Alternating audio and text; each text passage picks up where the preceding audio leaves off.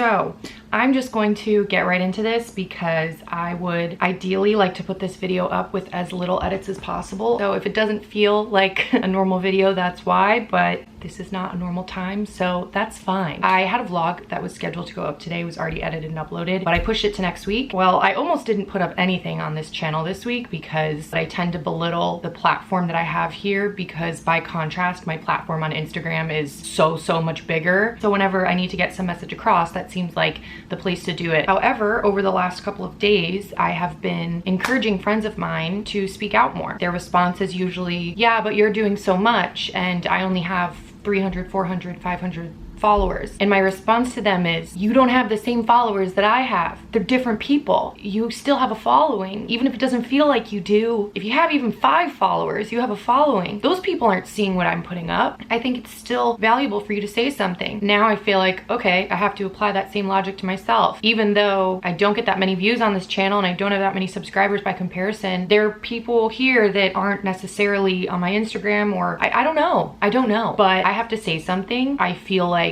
maybe more importantly, in the future, if someone comes across my channel, they need to know how I feel. They need to know where I stand. I don't want there to be a question in anyone's mind whether or not I support the Black community, because I absolutely do. We're making this video. The other 2 vlogs that I have scheduled will be going up in the coming weeks. That stuff can wait, and this really can't. If you do follow me on Instagram, as I'm filming this, it is June 3rd. I uploaded a post a few days ago, and in the caption of this post, I listed out 5 things that I wanted my followers to keep in mind and focus on when it comes to Black Lives Matter. I honestly just want to use those 5 points as a guide and kind of expand upon those thoughts, because there's really only so much that you can say in an Instagram caption. At some point, you know, people just stop reading. There's something about, I think, hearing it straight from someone's mouth that's a little bit different. My following is predominantly white girls between the ages of like 13 and 30. So that's kind of the audience that I was writing to in that post. Over the past couple of days since I put it up, all of the DMs and the comments that I've gotten saying, I love how you said this, you made a great point, thank you for this info, have all been white girls. So I guess this video is kind of like my 5 tips. And granted, it's insanely difficult to boil something this complicated down to 5 tips, but they're just 5 things that I've found have been helpful in the past few days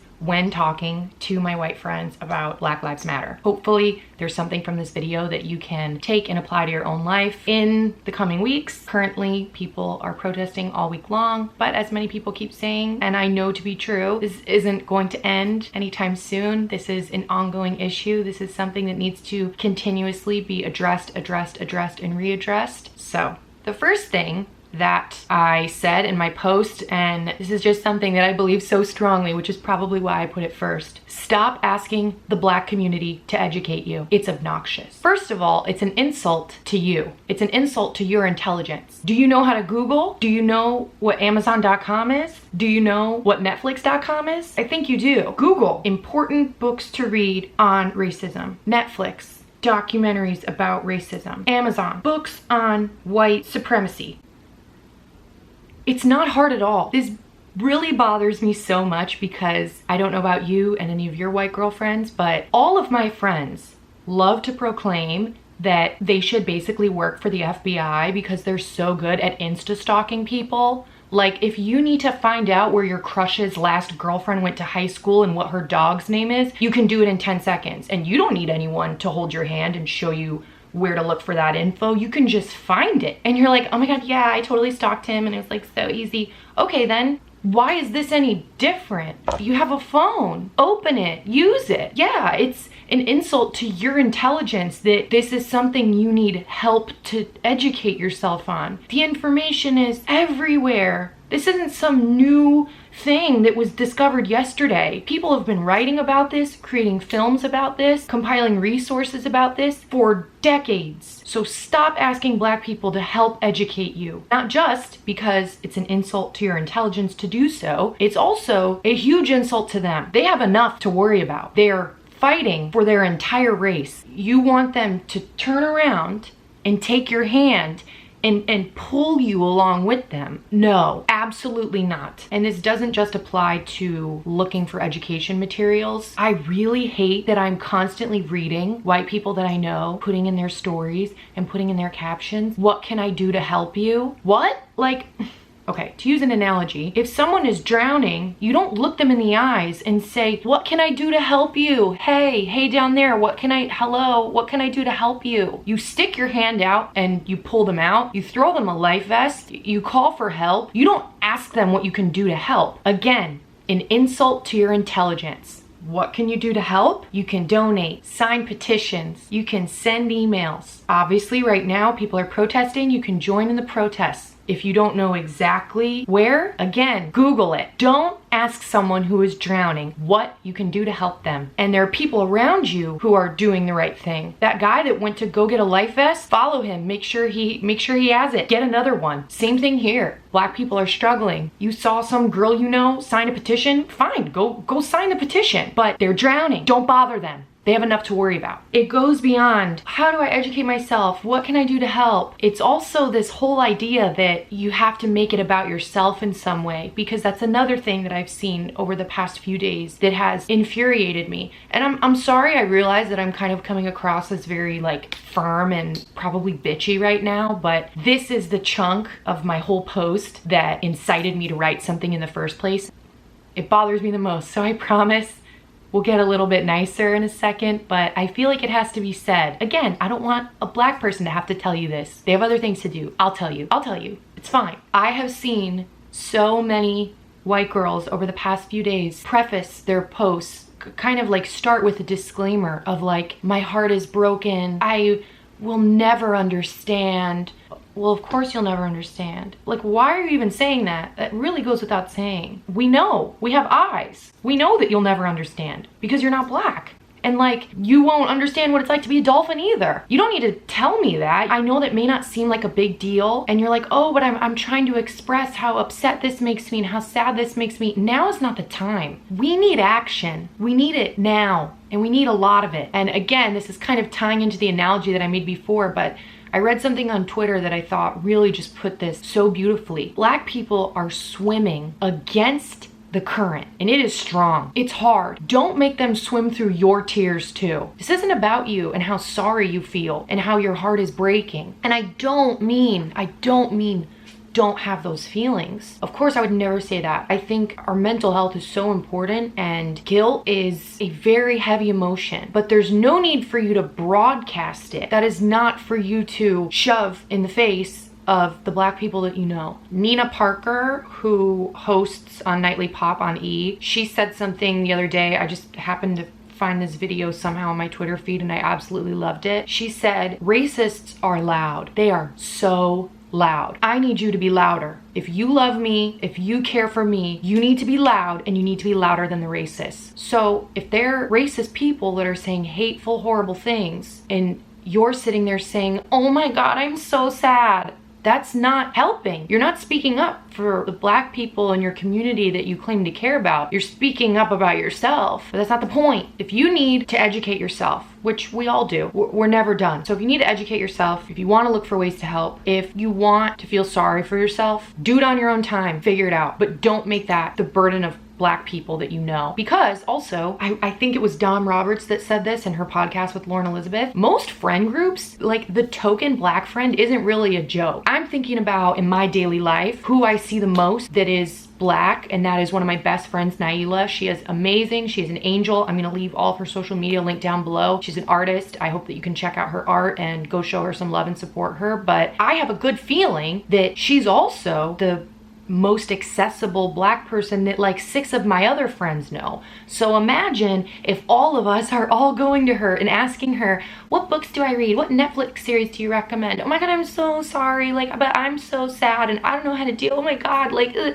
That's annoying. So stop. Don't put that burden onto them. Google, Amazon, although, great point, maybe we shouldn't really be looking for our books and buying things on Amazon right now. Local bookstores are the best, I guess, and smaller bookstores, preferably a Black-owned bookstore if you can find one in your area. Even if you get the book from Amazon, as long as you get the book, honestly, as long as you start seeking out information. Ask your friends, hey, have you read this book? Can I borrow it when you're done? Netflix documentaries, Google like top 10 lists if you have to, especially if you've already been to college. Look back through some of the stuff that you have. I have a feeling that you studied some stuff and you read some books and you just didn't retain it, or maybe you were reading it through a different lens, which I know definitely I have done. You tend to sometimes in university read things through this academic lens where you're only trying to retain information that you intuitively know this would be something that would be tested on, this looks like a key vocabulary word. You're not really retaining a lot of it in a way that you can carry with you beyond the midterm. So look back on old academic materials that you have. Then, if you still do all that, still kind of don't know where to start, then ask your white friends. And I have made it clear to all of my friends, to all of my Instagram followers, I will be that person. I will be that person to help educate. I will be that person to help circulate materials and resources. I'll be that person that you can call and cry to that everything that you're seeing on television is so devastating. I will be that person. And I'm confident that in a lot of friend groups, that person exists. Find them. Just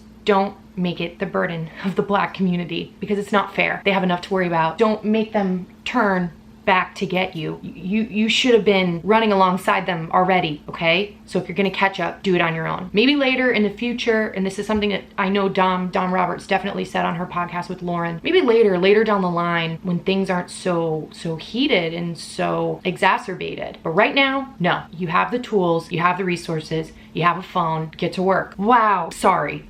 Moving on, hopefully the rest of these points we can move through a lot quicker. That is definitely what I've seen the most of. Like every single post that any of my friends made started with, I will never understand what it's like to be Black. I have the most privilege because I'm a white girl. It's annoying, and you all sound the same. So it's like doubly annoying. Moving on.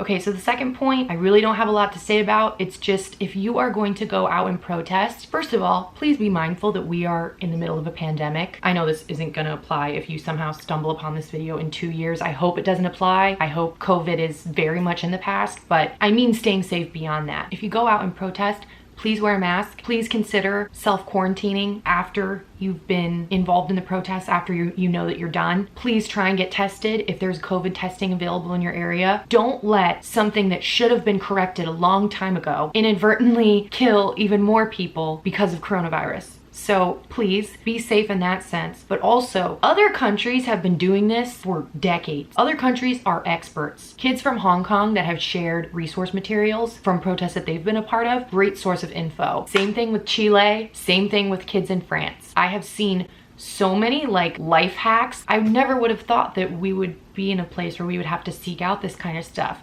And I think that so many of us are caught up in like, oh my God, they're using tear gas and like, we don't know what to do. I know it's a huge disruption to our normal way of doing things, but in the world globally, there are so many videos of kids in Paris who get tear gas thrown at them and they kick it back like a soccer ball. They don't even think about it. They know what they're doing. I've seen some things about, you know, if you see bricks, that I guess that's a thing. Police put bricks out hoping that you'll use them to destroy things. It encourages looting. People in Hong Kong set the bricks up in little towers all throughout the area they're protesting so that when the police come, it's an obstacle for them to get through when they're chasing them. There's homemade gas masks that I've seen. There's tips about what to do if you get arrested, how to make sure that you have bail, especially now with everything being so linked to social media, how to wipe your data if you're taking photos, how to blur pictures of people so that you don't get them implicated if you post photos. Just stay safe in every sense of the word, because again, police brutality has already killed so many people. Please don't add to those deaths if you don't have to by being careless while protesting. That's it for that. Okay, next point. Okay, this is also very hard. Dang it, I thought that the long part of this was over. The next point that I made was, I'm just gonna read it verbatim. Don't forget to speak to the people in your real life, example,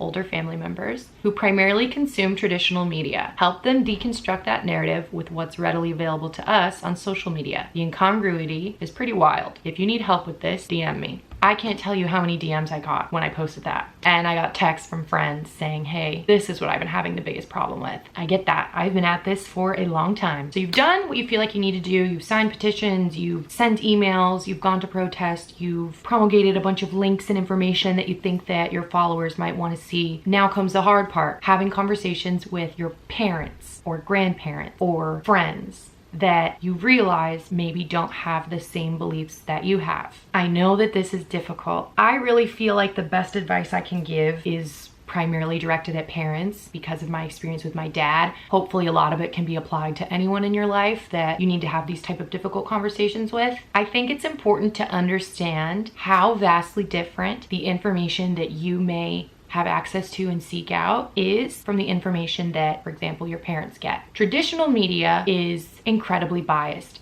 and it is for one reason: advertising. Advertisers have a demographic that they want to reach. Media conglomerates know that they will only continue to get money from these advertising companies and from these brands if their politics remain in line with the brands, with the investors. And this is something that I spent so much time in college classes having to deconstruct, because I always understood that Fox News was more conservative and by comparison, let's say NBC was more liberal. I guess I just didn't understand to what extent that still left out so much in the middle. It really becomes such a narrow-minded message that media companies stick to, and it just leaves so much by the wayside. And even a network like CNN, I will say, when I was in high school, CNN was kind of spoken about as this unbiased news source. And by the time I got to college, that was no longer the case whatsoever. So then it's like, okay, where do you go to get your news? This channel is incredibly biased, and this channel is incredibly biased, and even what we thought was in the middle apparently is very corrupt. Where do I go? In college, the answer that I got from all of my media professors was an answer that probably no one wants to hear. You have to seek it out. You almost have to consume all of it. You can't rely on one source to give you all of your news, because if you do, you will be just as upset as you were when Trump was elected. You will be blown away. How could this have happened? Well, you were only listening to, for example, liberal media, and that somehow deluded you into thinking that that's what everybody thought. You were not even paying attention to all those people over there who were very loud. They were just way over there and you couldn't hear them. So in college, we were really drilled to like almost ferociously seek out so many different sources of media. And I still follow these accounts to this day, so it ended up being very helpful. But there was a time where my college professor in one of my classes was like, for your homework, I want you to go home and follow the LA Times, the New York Times, the Chicago Tribune, the Washington Post, CNN, the Huffington Post. Like, we were encouraged to follow so many different news sources so that when a story came out, we would see all of the different headlines that were coming out of all of these different outlets. And another thing that my professors said was how important it is to also add in European media. Follow BBC, follow English-speaking news channels in France, in Italy, in Australia, because it's one thing how we think about ourselves and what we report. It's a whole other thing when countries that don't, well, I was gonna say they don't really have a big stake in what happens to us, but they do, because our politics impact them. In terms of advertising money, they don't have a big stake. So seeing what they have to say about us and how they report on things and what facts they glean to be worth spreading to their people is really valuable. I'll do my best to leave links in the description box like I always do, and I'll try to leave a nice mix of sources that you guys can check out. But that sounds like a lot of work, doesn't it? Keeping tabs on what like 14 different news organizations are reporting. I had time to do that when I was getting my bachelor's degree in communications, and that was like literally my job at the time. I don't really do that now. Thank God, like I said, I've already followed so many of them that their headlines continue to just be kind of integrated into my daily life, but I definitely don't read them and have to choose different articles to write current event reports on anymore. It's a lot of work. So think about your parent who's probably much older. I'm 27 and my dad is turning 70 this year. There's a big generation gap that I have to reach across. He reads the Chicago Sun-Times and he watches CNN and he watches 60 Minutes. He's not seeking out multiple sources of news. From the conversation that I've had with a lot of my friends, your parents aren't either. I think it's incredibly important to know and become familiar with the news that they are consuming. My dad still goes to pick up like a normal paper, still gets a paper delivered. In fact, when he wants to share an article with me, he takes a picture of it with his phone and texts it to me and expects me to zoom in and read it from the picture. That's how my dad consumes news. And meanwhile, I'm reading like basically the headlines of 14 articles at once on Twitter in 10 seconds. I think it's just so important to understand that is a big gap that we have to try and bridge. And it sounds like a lot of work because it is. Find out what newspapers your parents read, if any. Find out what their favorite TV station is, although you probably know it because it was probably on in your house all the time growing up. But just see if it's changed. My advice is meet them there. It is a lot to expect of your parents who likely are 20, 30, 40 years older than you and are very set in their ways, for them to all of a sudden open to so many different news sources that maybe they didn't even realize were news sources, and to also award all of those sources validity. And I'm not even talking about what's going on right now where we're all self-reporting. I can't tell you how many times I've had friends tell me in the past couple of days, like, I've sent my dad this video of what was going on at the protest and he doesn't seem to understand who filmed it. And I'm telling him a person at the protest filmed it. And he's like, what? Like, he just doesn't get that. But start with where your parents are. Find out what some of the articles are that they've been reading. Try to understand the angle that they're being fed. That sounds kind of patronizing, and I don't mean it to, but find out what that news organization is presenting to your parents. And start small. Maybe send them a video that provides supplementary evidence to some article that they've read or some story that they've seen on the news. Ask them what they think about it. You can't expect to bombard your parents with like 30 videos and screenshots. And your parent is gonna be like, who's Jabuki? You know what I mean? Like, why should I listen to Jabuki when Chris Cuomo said this? Like, you have to just understand where they are. I found that to be so important because, at least in my particular situation, my dad's a single parent. My mom died when I was 3. And my dad always met me where I was. My dad used to paint my nails aqua when I was like 7 and wanted my nails done. He learned how to do hair. He brought me to all my figure skating competitions, watched Hannah Montana with me, gets me Harry Styles magazines when he goes to Barnes and Noble. Like, my dad has spent so much of his life trying to meet me where I'm at. And now as an adult, I found a lot of value in meeting him where he is. If you really love and care about your parents and you want them to better understand you, you have to first see where they're starting and really understand the discrepancies in how we consume our media before you can expect them to like 100% be on your side. I really feel like this is something I could talk about for an entire video because, like I said, I've been at this for quite a while. We don't really tend to clash on a lot of things, but sometimes there's still just little comments where I've been like, wait a minute, please, it hurts me that a person I love thinks that way, and I want to change that. I find that it's so important to never belittle their emotion that they may have. Don't underestimate their education. Just because they're getting their news in a particular way,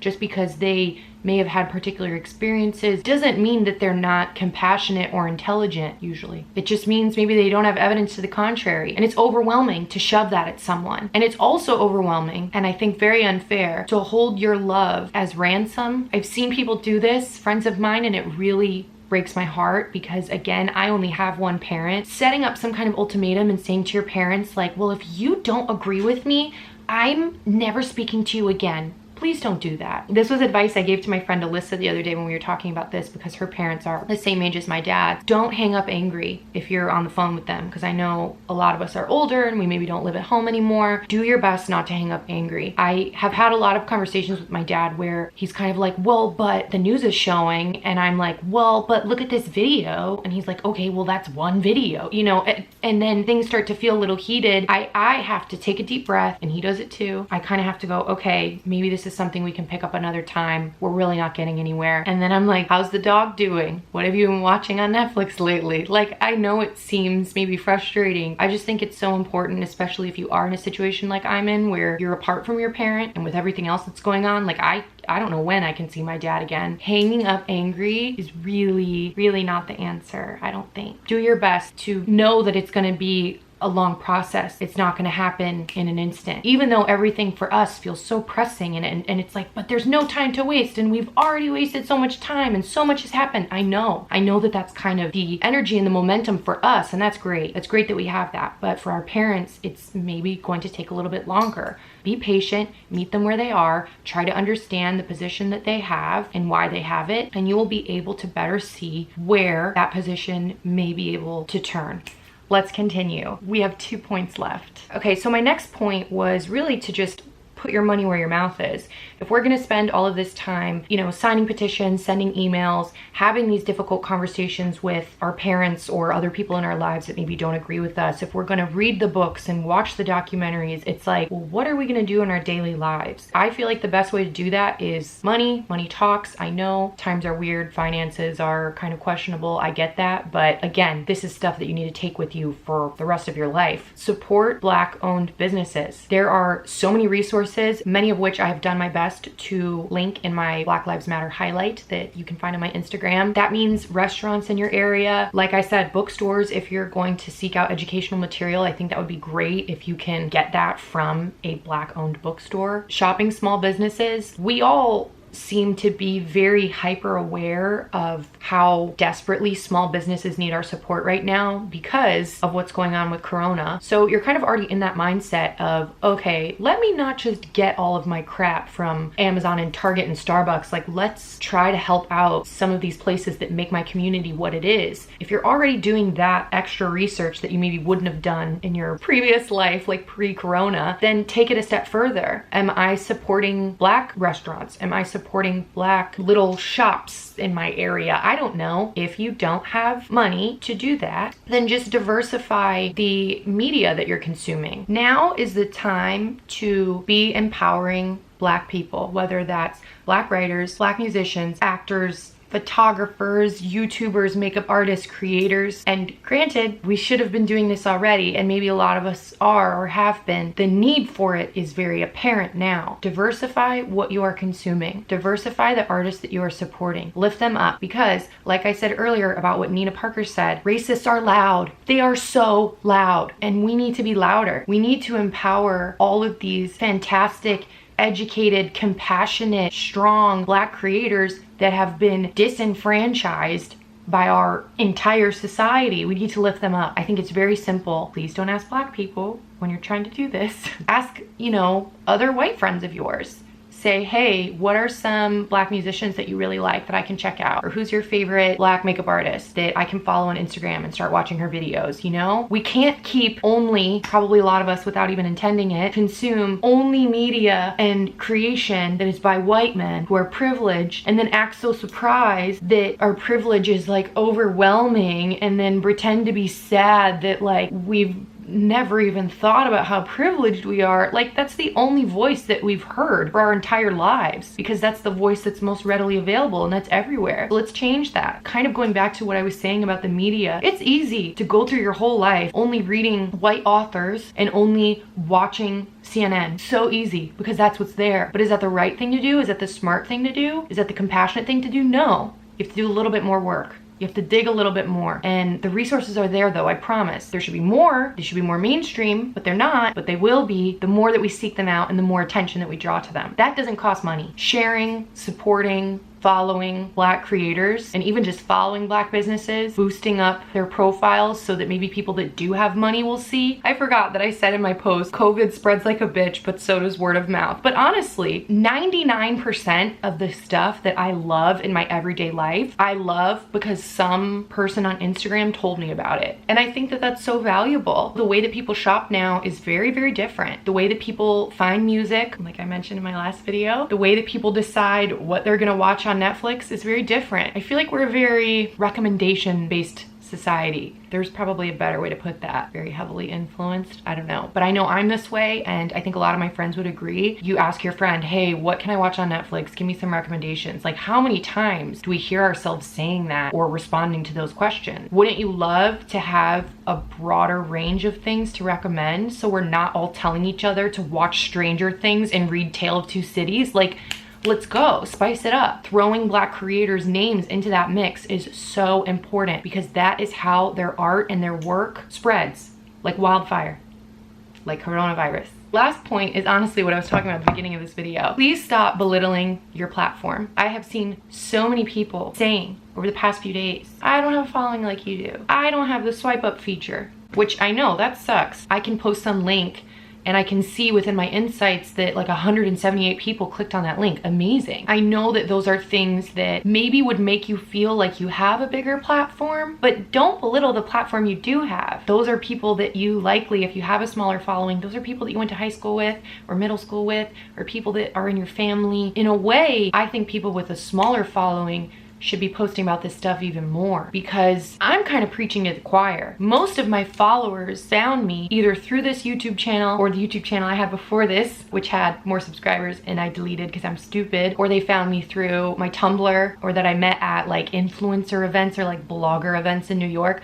So a lot of the people that are following me on Instagram are like my people, you know what I mean? We share the same views. They're predominantly from LA, Chicago, New York, pretty much all liberal. So yeah, I have a bigger platform from which I can post things, and I have certain benefits on my Instagram account, but I'm really preaching to my own people. It's very likely that people with smaller followings, you're preaching to like your neighbors, you're preaching to your family members, people that you went to high school with, and there's a really good chance they don't agree with you. Those are the people that need to see how you really feel. Those are the people that need to see how important this is. This kind of misconception that if you don't have a huge platform, there's no point in saying anything, because again, bringing back the words of Miss Nina Parker, who is so smart and so cool and so on the nose with this, racists are loud as F.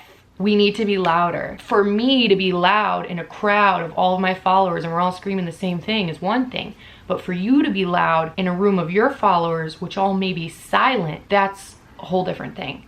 So I hope that that makes sense to you. I hope that that hits home with you if you're watching this video. And it's why I made this video myself.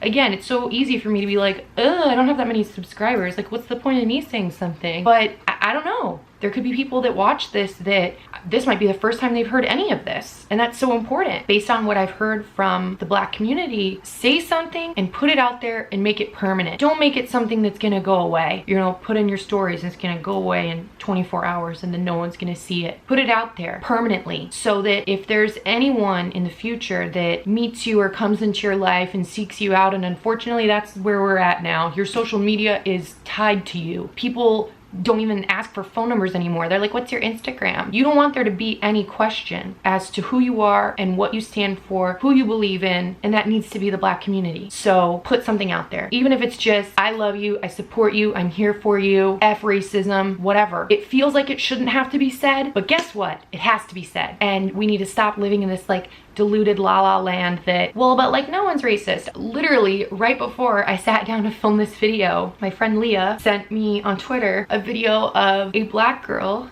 getting beaten by a white man in the Starbucks parking lot of my hometown. In my hometown, I'll go ahead and say it.